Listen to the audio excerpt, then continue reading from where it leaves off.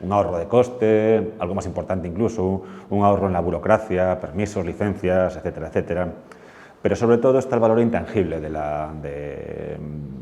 propia organización, es decir, sobre todo el resto de compañeros que vas a encontrar con una serie de negocios parecidos o completamente diferentes a los tuyos, que te pueden dar una visión de más de 360 grados, o de, bueno, más no, de 360 grados de todo,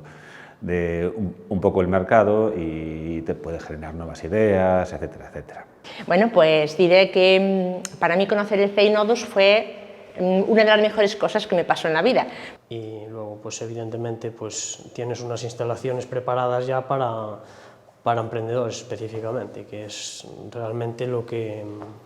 esperas, que es lo que buscas en ese momento para arrancar.